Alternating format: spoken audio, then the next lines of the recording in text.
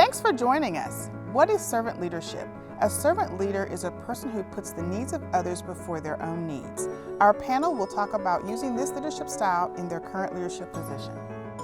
I'm happy to have Steve Cohen, President and CEO, Kansas Health Foundation; Ron Holt, Assistant County Manager, Sedgwick County; Delta Q. Colvin, Associate Vice President for Special Programs for Student Affairs here at Wichita State University. So I want to begin with the esteemed Mr. Holt, who everybody loves and knows in our community. So we'll just have an organic conversation, and I want to start with Mr. Holt, and then each one will kind of introduce themselves and talk to you about servant leadership, which is one of your chapters you're supposed to be reading. Go ahead, Mr. Holt. Thank you for having us here, and it's a privilege to be a part of this discussion. When I got to thinking about this, and a few months ago at our workplace, we had a similar kind of discussion. Mm-hmm. I went back or at that time, I went and Googled servant leadership to see what it says, and I got from Wikipedia. Yes. This comment: both a leadership position and a set of practices.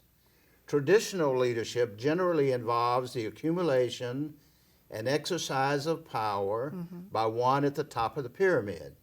By comparison, the servant leader shares power, puts the needs of others first, and helps people develop and perform as highly as possible.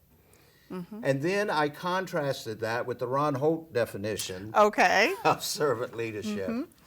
Leadership, I believe, and it's been my experience, it really is an activity.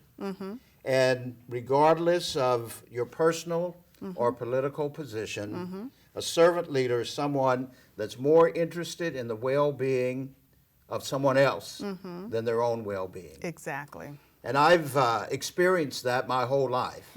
I grew up with my grandparents.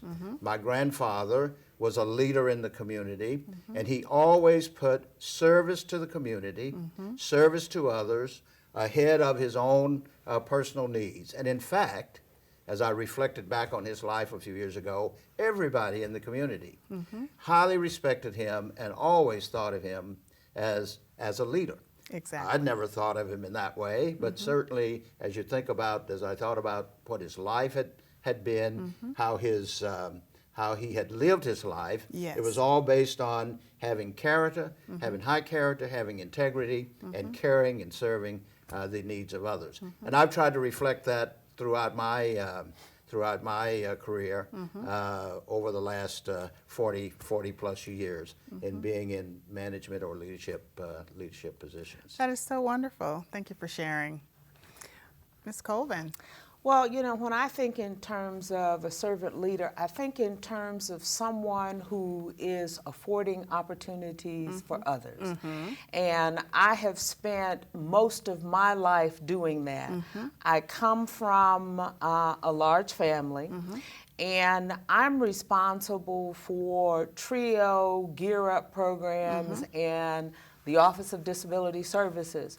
So with all of those programs, it's about making sure that not only staff, but students are afforded opportunities, not only for them to shine, but for students to shine. Wonderful. And so just in terms of looking at how those programs are designed, and that is every opportunity for someone else to be hired to afford as many people as possible to have a job and to afford as many students as possible to be served.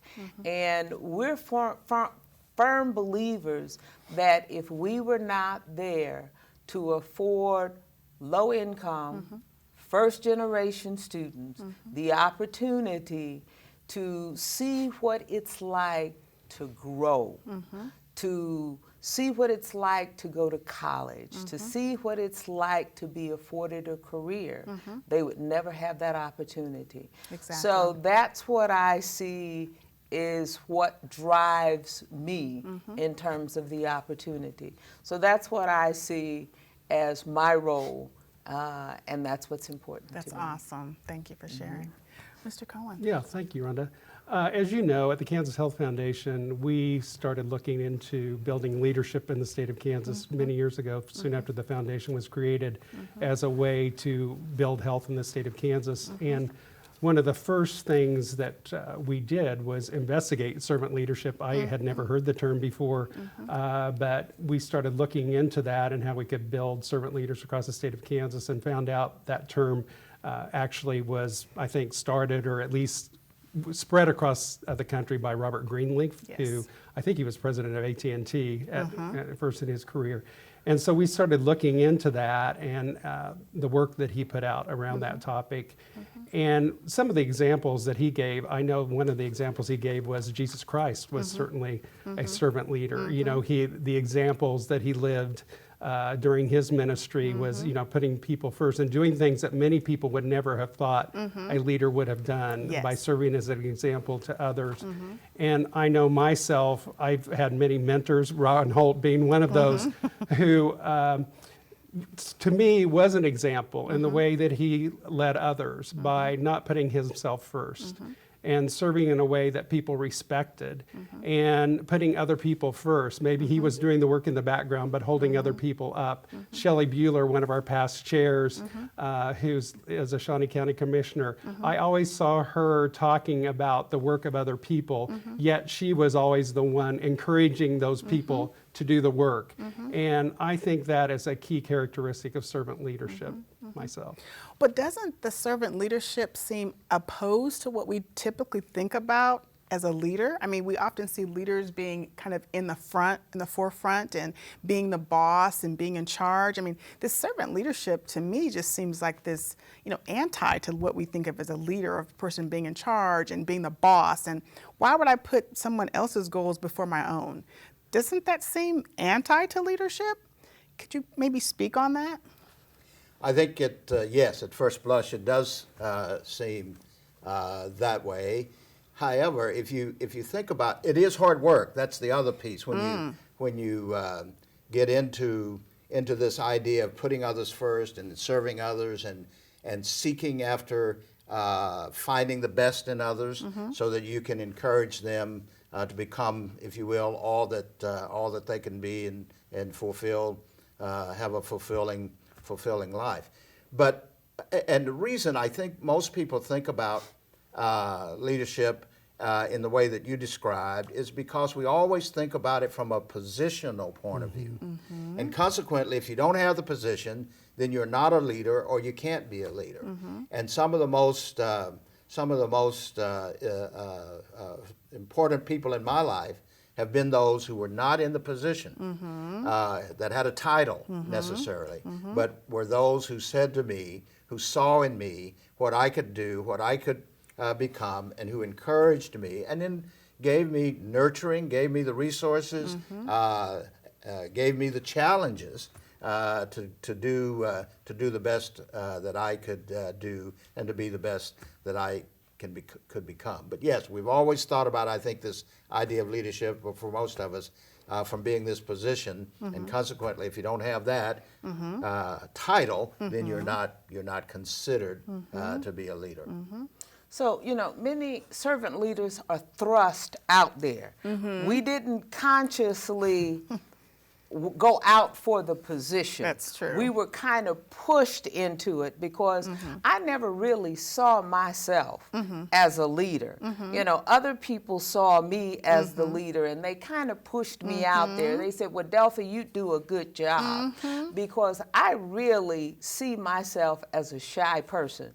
But other people don't see me as shy. No, not you at know, all, they Ms. Coleman. shove me out there. Delphi, you could do it. I go out there. I'm very, very aggressive.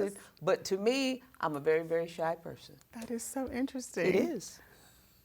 One of the definitions I like of leadership is facilitating group purpose. Yes. And if you're going to facilitate a group purpose, the best way, in my opinion, of doing it is encouraging others to join you in that effort. And the best way to do that is bring them along and get the best out of people. And the way to get best out of people is encouraging them to submit their ideas and feel like a part of the process. And if you make them feel a part of the process, you're going to get the best product out of whatever you're trying to accomplish. Well, now that's a really good point. So how do you do that? Because again, we're talking to, college students and, working with different personalities. So how do you get people along for the process? Because that's easier said than done, as you know, by moving things forward. So how would you suggest You have to be students- conscious of their learning styles and their personalities, and sometimes the quiet people in the room, you have to actually ask them to bring, for their voice to be heard, to move them forward? to move them forward. It's a part of asking a lot of questions. Okay. You've got to ask the questions and encourage them to get involved in answering the questions, because a lot of times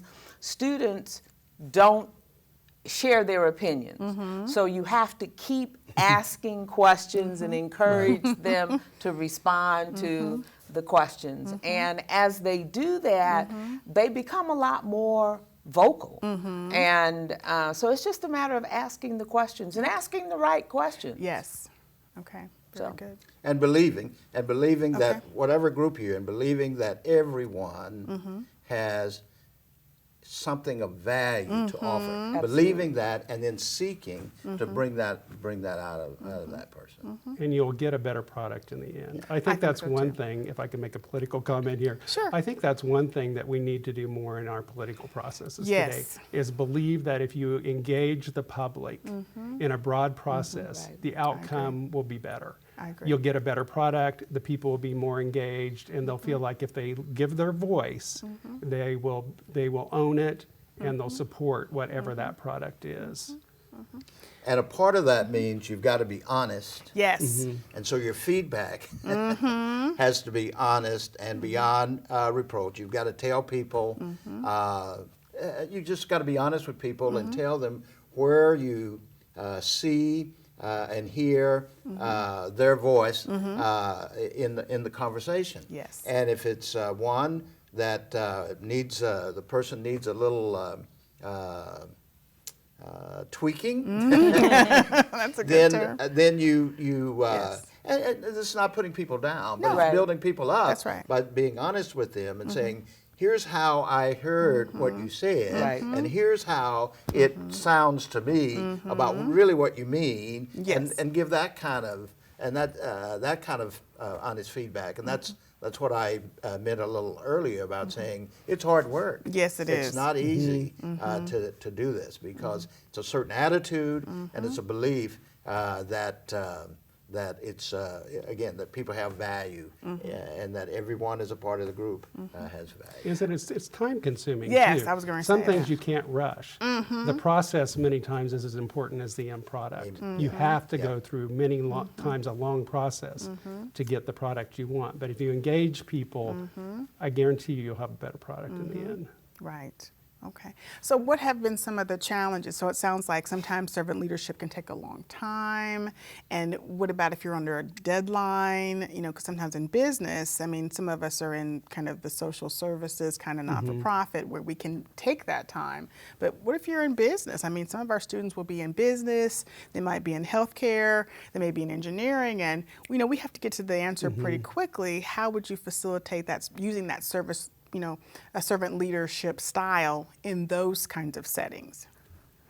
I think business does work under a quicker time and has to. Yeah. Governmental or nonprofit is a different atmosphere, and you can take a longer time, and you need to take a longer time because of that, the environment you're in.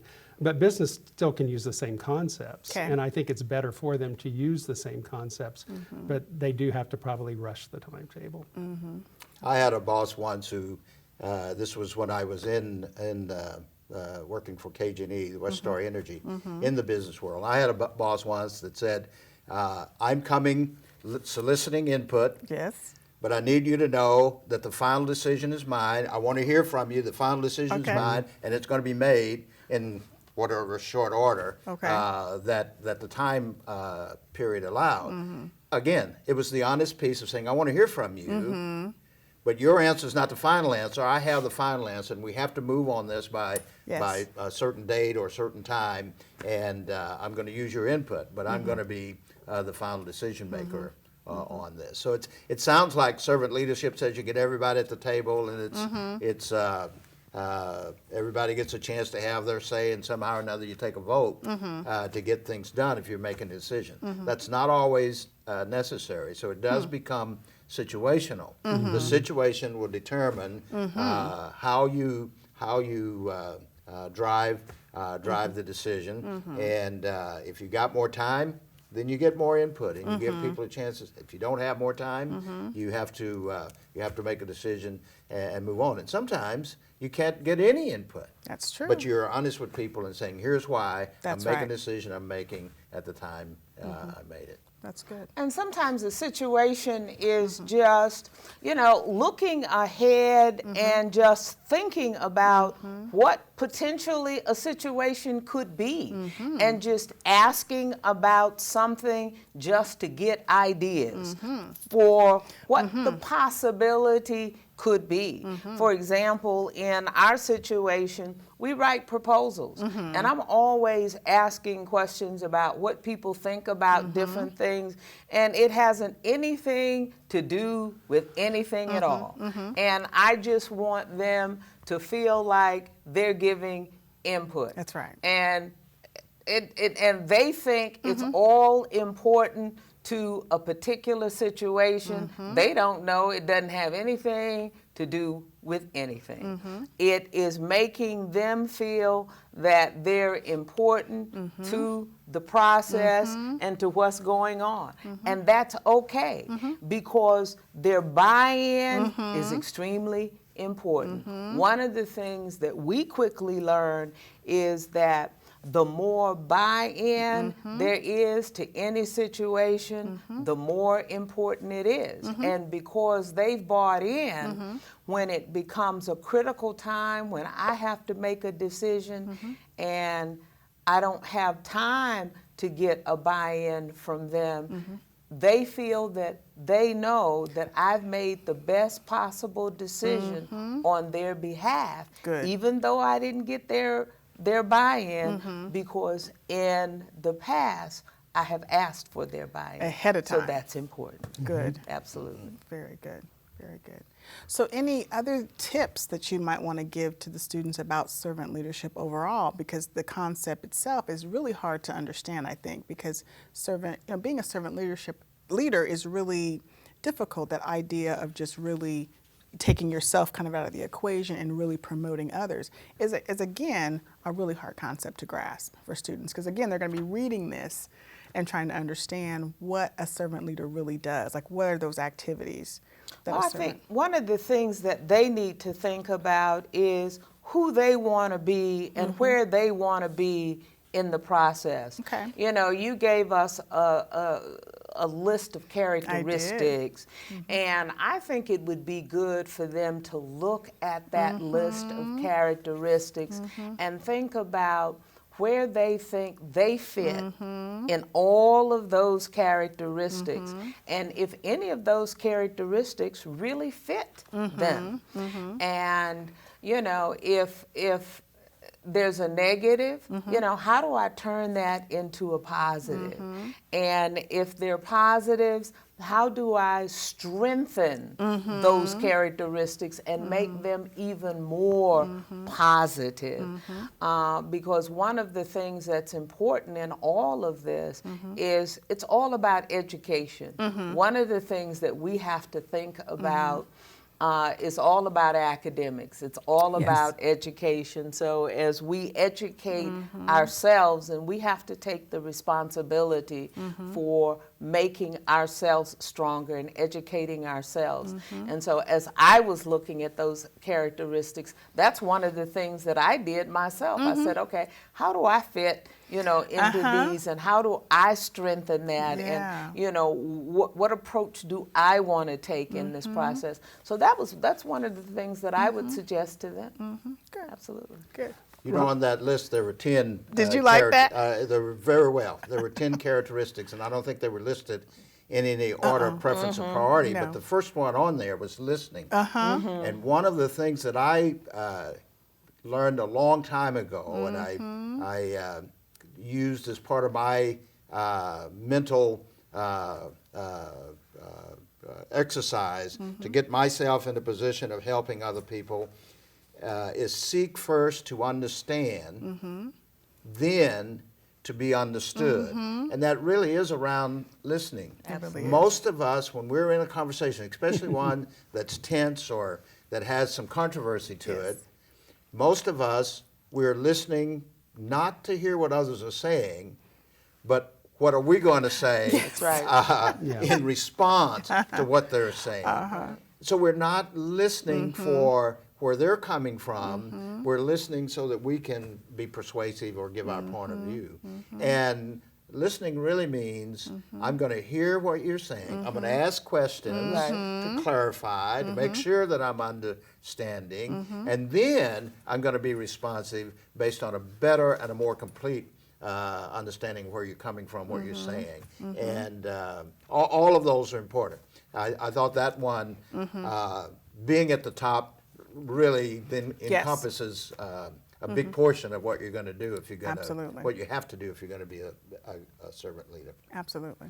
Did you want to make a One comment? point, Rhonda, I thought Yes. that would apply to servant leadership. I remember when I was younger being appointed to the head of a church committee, and we were going through some difficult situation and feeling the pressure of feeling like I needed to have all the answers. Going into the committee meeting and thinking, as the leader of that committee, that I needed to be the one steering us in the right direction each time, and the pressure of each time going into that meeting. And finally realizing that I didn't need to have all the answers. My role was really having the committee come up with the answers. And that really is a role of a servant leader, is, having the committee, steering the committee into coming up with the answers. And so I walked into the next meeting, I thought, hey, I'm just going to sit back and have the committee. And it was such a relief that I no longer had to do that. And that is the role of a servant leader. Yes. It's just to guide the committee, facilitating group process. That is really the role of the servant leader. And that was so freeing, and really was something that I took forward the rest of my life in my role as a leader, to do that. And that's why I love this concept of a servant leader and leadership in general, that I'm hoping that the students will take forward, because I think we think that when you're a leader, you're supposed to be in power, you're supposed to be in control and have all the answers, and that's not what leadership is really about. Exactly. Leadership is trying to move whatever agenda that the group has decided, group has decided to move that agenda forward, and how's the best process to do that. You get all the best ideas from the group, and then as a group you come up with what's the direction we should go. Yeah, but that's just not how we've been taught in our culture to do things. It's supposed to be, I'm in this position of power, I'm supposed to lead the group to some, oasis or something. And that's not really how it's done. It's really this group process that everyone has decided on what that mission is, that vision is, the goals, the objectives, and then we move it forward. But the servant leadership part is really, I think Robert Greenleaf's vision is just such a wonderful way to do it, and then everybody's leading along together. There's no follower, we're participants in this whole process.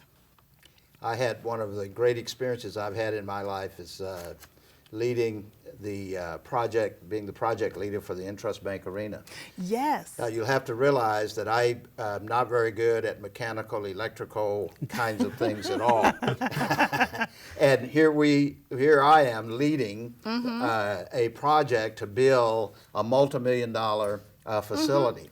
So the first thing you have to do is to make sure you got the right people on the team, and make sure that you're listening to those folks, and make sure that you're facilitating the process. So you got to have a process, you get the right people on the team, you facilitate the process, and out of that, we ended up coming in under budget. We ended up coming in ahead of time, and it's been a wonderful project, Yes. and I get a lot of accolades for being that project leader, but quite frankly, Yes. once we had the system in place, once we had the processes in place, my job was pretty easy. It was just making sure the right people at the right place at the right time, and moving that project ahead, moving it forward, was pretty. Looking back on it, really, it was a pretty simple job. Well, I think it's important that what you're saying is absolutely correct. We have to help students understand where they fit in the whole process, whether it's a skill set, whether it's a knowledge base that they have to develop in this whole process. And so as we begin to look at this, as they're looking at these characteristics, and some of these characteristics are, pretty significant, and as he was looking at, when I think about empathy or apathy, however you want to pronounce it, awareness, persuasion, conceptualization, all of these characteristics, when you look at the definition that was listed, we don't always take these definitions the way they were listed. The interpretation is very different for us. And so I was really kind of fascinated by how all of this was developed, and so I really, really was fascinated by it. So I thought it was all pretty good. So I enjoyed it. Very good. Very good. Did you want to comment? I don't think I have anything to add to that. Okay. Well, in closing, I would just like to say, would you like to leave the students with any parting kind of comments about how their leadership might go in the future? Because I think that would really help them. I mean, I'm a futuristic kind of person. I mean, that's my personality kind of trait of what do you want to leave with them as they go into the future? Because I think that that's really, really important, because they will be leaders of our future. I mean, that's what I'm hoping that they do. One of the things I think we've heard here a number of times is this idea about self-reflection, self-understanding, knowing what your strengths and what your weaknesses are, and not trying to do or be something that you are not. And if you don't understand what you're interested in, what drives you, what motivates you, then you're going to too often try to be what somebody else wants you to be. This whole idea of servant leadership, for me, it came back to being.